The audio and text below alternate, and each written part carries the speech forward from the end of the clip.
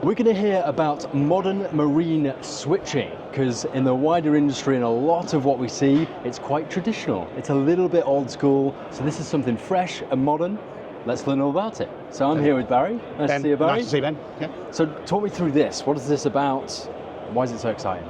Okay, so this is our Cruzo panel.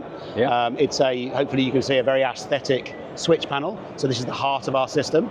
It's one of our flagship products.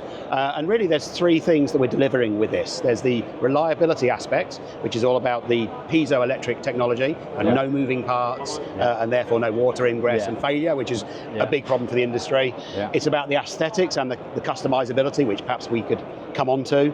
And it's also, crucially, it's the connectivity as well. So what this is really about is trying to show demonstratively how this is the heart of the system, our switching, but it talks via the NMEA 2000 CAN bus. Right, so it's compatible with a lot of different systems for the electronics and the integration? Absolutely. Any MFD, multifunctional device by any brand that's using NMEA 2000. Which is pretty universal. Absolutely, for marine, absolutely. So it's talking through the CAN bus, as you can see here, to a multifunctional device here, and that therefore means that whatever switches you've defined on this panel are replicated on the MFD. So you've got complete integration and also redundancy as well. Right, so if this starts failing, you still have control of your switches, so you can avoid potentially dangerous situations or still have controls of your switches. Absolutely. If the MFD's gone off for whatever reason. Exactly, it isn't switched on or could fail or whatever, absolutely. And people are talking a lot about digital switching and fully support that,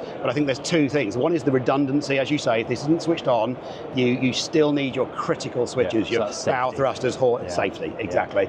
The second thing, of course, is the fact that within this, you have the redundancy we talked about, but also you have the ability to access it and make it accessible from anywhere. So I don't know if I'm on frame here, but we have a Bluetooth app as well. So it's the redundancy angle, and it's giving people the choice of where they want to do it. So if I were to hit the running lights here, for example, you see the lights go off, and of course it's replicated here. Right, so it's redundancy and it's also accessibility key and this is the third dimension to that. So on a personal device through Bluetooth, you could be on a smart device and also have these controls and control it from there. Absolutely, accessibility. There's a safety aspect, as you say. And what do people like about this? So from a user, if you're a skipper on board a boat, or maybe it's a smaller vessel, do people just love kind of sitting around and being able to control it on the phone? Do they love the safety aspect? What's the big kind of selling point that you're hearing from the industry? I think it's the safety aspect is a big one, because that redundancy and the fact you've always got physical switches available is crucial. Quite comforting. All we're doing there is we are replacing switches. We're moving away from the mechanical rocker switches, the stainless push switches, which is the problem. The marine environment's brutal. Absolutely. Like you've got all the temperature side, you've got salinity, all these basically nightmares in making sure something's really reliable. And so removing the movement makes it super reliable. So absolutely. We are increasingly hearing horror stories about failure. When switches do fail, people think about it's a €20 switch or whatever, but there's so much more cost to that behind the scenes. If that fails and a power thruster sticks on and you smash your boat, or if it fails when you're in the middle of the Caribbean, or we heard a story recently about some rigging that was damaged because a switch failed. So these are all piezoelectric, they are fully sealed with no moving parts, all IP67 as well, vibration tested, temperature tested, etc. And they look beautiful. Oh, well, thank you. I see a lot of this kind of stuff. Thank you. I see a lot of high-end boats, large yachts, all that kind of stuff. I think it's quite amazing, actually. You see all what they've done in the interior, in the saloon, and all these wonderful areas. And you look at some of the switches, you're like, oh, come on, guys. that really needs to level up, and it's right there. Absolutely. So what kind of market is this proving popular in for the Cruzo range? Absolutely. So we've discussed in previous interviews about it being scalable. So whether it's a smaller end, customizable as well. So it can be used on the smaller boats or indeed the bigger boats, and that's just a scaling and bespoking it function. So it could be a small unit this size. It could be twice that length. Absolutely. Frame it up, and you guys can make it because you're the manufacturer. Yes, absolutely. So this is a 2x7 panel we're using for demonstration purposes. But here you can see we have a 2x2, 2x4, 2x5. These are just examples.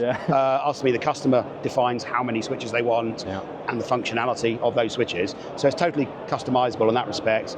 Of course, how they plug it into the various systems, including here we have a relay pack for more traditional switching. If people wish relays, we have that.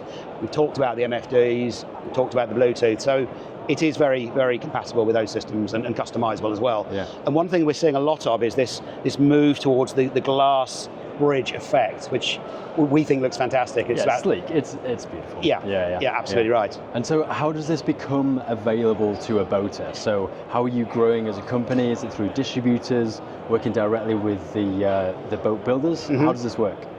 Well, so there's two strands to that. Clearly, working with the OEM boat builders is crucial to us to get in the build in the first place. Yeah. We sell direct at the moment, but we are actively searching for distributors, technical distributors in core territories, and to mention a few, Italy, France, Germany, the Nordics, those sorts of territories is our key to our growth strategy.